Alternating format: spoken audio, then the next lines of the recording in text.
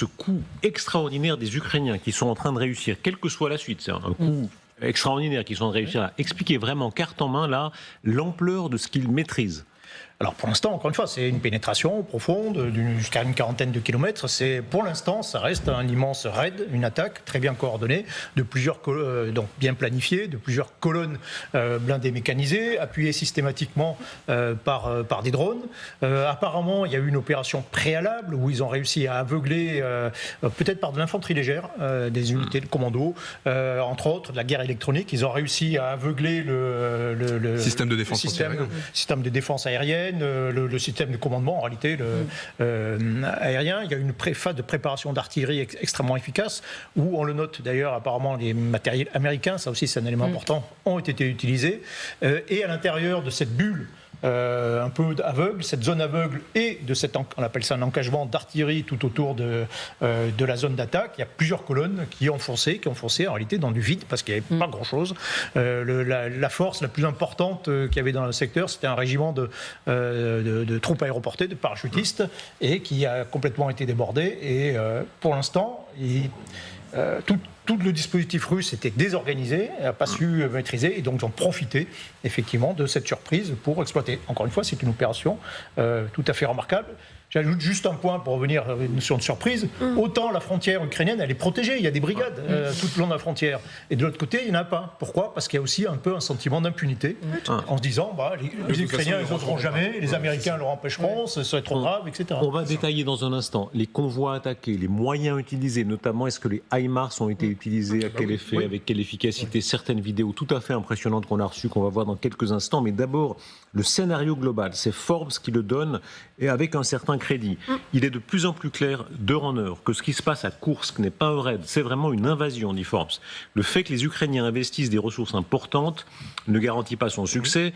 Il pourrait y avoir 10 000 soldats ukrainiens dans et autour de la zone d'invasion. Le groupement de forces du Nord russe qui combat la zone de la frontière compte environ 48 000 soldats. Donc 10 000 Ukrainiens, 48 000 Russes, mais poursuit Forbes, les Russes sont embourbés à Vovchansk, la ville frontalière ukrainienne au sud-est de Souja, la ville frontalière russe qui est le lieu de l'invasion ukrainienne. En d'autres termes, les Russes ont été pris à revers, n'est-ce pas ? On peut voir la carte, ils étaient actifs en Ukraine et puis ils se sont débordés de l'autre côté. Non, mais leur opération à Kharkiv avait sensiblement le même objectif qui consistait à pénétrer sur le territoire ukrainien. Voilà, il y aurait 50 000 Russes à peu près engagés, Vovchansk, Kharkiv, etc. Et pendant ce temps, les Ukrainiens c'est un total dans toute la région. Sur ces 50 000, vous avez plein d'unités tout à fait diverses, de la logistique, de l'artillerie, des gens qui sont à l'arrière.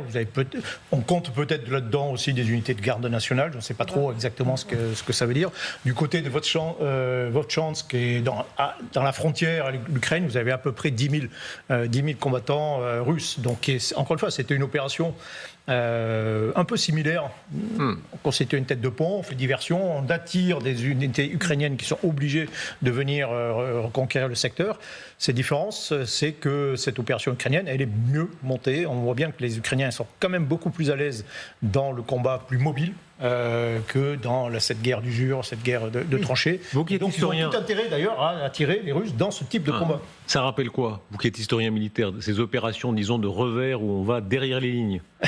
Ça rappelle par exemple les grands raids de cavalerie pendant la guerre de sécession, mais d'ailleurs c'est une pratique aussi, les grands corps de cavalerie, les grands raids qui vont sur les arrières dans les guerres de la Russie, ou même en 2014, la guerre de 2014 avait une unité ukrainienne qui a fait 470 km à l'intérieur du dispositif des séparatistes, des Russes, et qui a fait tout le tour, qui est rentré, qui est revenu, et qui a montré que en fait, on pouvait se déplacer n'importe où et on pouvait faire des dégâts. Alors là, ça sert aussi peut-être à saboter tous les réseaux de communication, les voies ferrées, etc.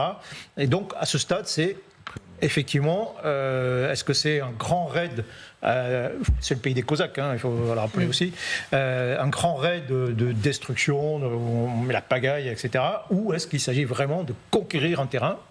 Et dans ce cas-là, qu'il faudra aussi tenir par la suite. Ça rappelle un peu l'offensive, enfin un tout petit peu sur certains aspects, l'offensive de septembre 2022, justement dans la région de Kharkiv. En termes de stratégie en tout cas, parce qu'une des stratégies qu'utilisaient les Ukrainiens, c'est qu'ils envoyaient une petite quantité de troupes dans un point, les Russes se mobilisaient dans ce point et les Ukrainiens ensuite avançaient des autres côtés. Là, ce que les Russes expliquent eux-mêmes, si on regarde les chaînes Telegram comme Rebar par exemple, qui est proche du ministère de la Défense russe, eh bien, ils expliquent que c'est plus ou moins la même stratégie qui a été utilisée aujourd'hui dans l'oblast de Koursk. Mais ce qui devrait être intéressant, c'est pas tant le nombre de kilomètres carrés, bien qu'évidemment c'est assez impressionnant à voir. On parle de presque 650, voire même 700 kilomètres carrés qui ont été pris sur ces 72 heures. Ce qui est important de voir, c'est vraiment quels sont les villages et quelles sont les villes qui sont prises et occupées par les Ukrainiens. Soudja, vous l'avez mentionné, c'est le poste gazier. Mais quand on regarde, par exemple, Korenevo, si je ne me trompe pas, voilà, le village qui est juste à côté des positions que tiennent aujourd'hui les Ukrainiens, c'est un village qui est directement connecté en fait à la région de Soumy par la voie ferrée. Donc théoriquement, même si les Russes bien évidemment peuvent utiliser tous les armements possibles pour détruire cette voie ferrée, les Ukrainiens pourraient aussi connecter cette ville à leur territoire. Comment la Russie maintenant peut-elle répliquer? Elle réplique déjà de façon dure par endroits. C'est ce bombardement d'un supermarché à Konstantinivka, c'est ça? Konstantinovka, oui. Voilà. On va voir certaines de ces images. C'est un certain par laquelle passent tous les journalistes qui veulent aller dans la zone, par exemple. Là, autres images avec celles des opérations aériennes qui sont engagées. Évidemment, voilà, ça c'est le bombardement du supermarché, n'est-ce pas? Tout à fait. C'est un hypermarché, voilà, comme on en a en France, qui est assez connu dans la ville de Konstantinovka. Il y a une journaliste française, Emmanuelle Chasse, qui s'est rendue sur place et qui disait qu'il y a en ce moment, d'après les derniers décomptes, 14 personnes mortes, plus à peu près une quarantaine de blessés.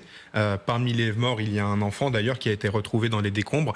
Et ça fait quand même pas mal penser à ce que j'ai vu directement sur place il y a 2 mois dans la région de Kharkiv, lorsque, même si c'était plus grand, c'était encore plus grand, c'était l'épicentre qui a été détruit par des missiles russes, tout à fait. Vous étiez sur notre antenne, devant le centre commercial à ce moment-là, on se rappelle ça très bien.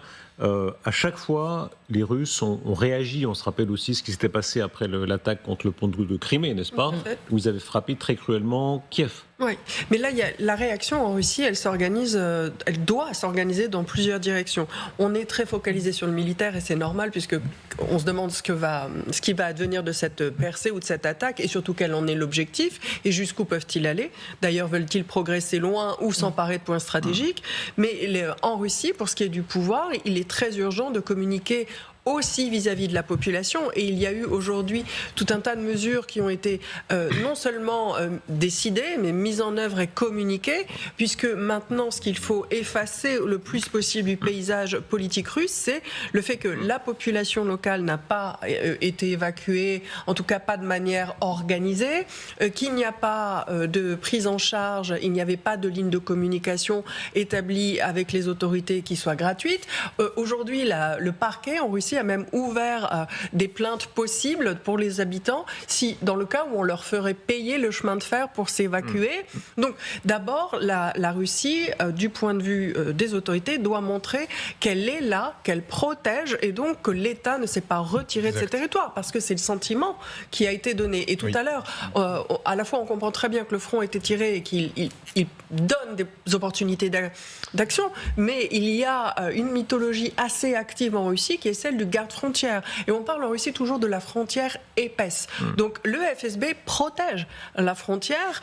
Cette douanes pénétration dépendent du FSB chez eux. Et donc cette pénétration, militairement, moi je ne suis pas en capacité d'en juger, si ce n'est que c'est quand même la première fois que l'armée ukrainienne est sur le sol russe et qu'elle le revendique physiquement, dans un combat absolument conventionnel, mais politiquement, le dégât est énorme. En tout cas, pas encore au point de, malgré ce que certains veulent dire, d'avoir des Russes dans la rue qui manifestent, mais dans les élites, le mouvement passe. D'ailleurs, Deripaska, l'oligarque dont vous parliez, depuis le Japon, est certainement pas seul, a dit quand même que cette guerre était une folie et que si on voulait négocier, il fallait commencer par un cessez-le-feu. Et Deripaska ne parle pas en son nom. Et Elsa, regardez dans cette série de rebondissements, Wagner qui se rappelle au bon souvenir Wagner de la veut communauté, le retour de Wagner, est en tout exil. cas, Mais de le quel retour proposé. C'est Medusa, média d'opposition, qui rapporte l'offre de service de Wagner. Évidemment. Dès le premier jour, dès la première mission de combat, nous n'avions qu'un seul objectif, défendre les intérêts de la patrie, contribuer à la prospérité de la Russie et protéger le peuple russe. Nous sommes prêts à le défendre jusqu'à la dernière goutte de sang. Nous déclarons, nos forces sont prêtes à venir en aide à la patrie et à se déployer en formation de combat au premier appel, comme cela a toujours été. On ne sait pas très bien parce que ça regroupe qui parle vraiment maintenant, qui dirige, mais... Bon.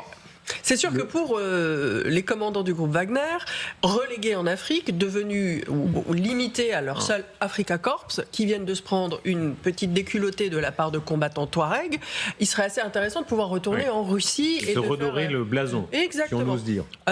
Probablement que, en tout cas, ce qu'on lit sur Telegram, c'est que oui, ils sont en route. Mais en fait, tout le monde est convié à participer à cette heure, et c'est très important. Il y a quand même eu un bataillon tchétchène qui ne s'est pas impliqué dans le combat et qui essaye de redorer son blason en disant mais en fait c'est parce que les Ukrainiens ne nous ont pas remarqués. Donc en ce moment, en ce qui concerne les chefs militaires et les chefs politiques russes, l'objectif c'est de sauver sa tête. Vous êtes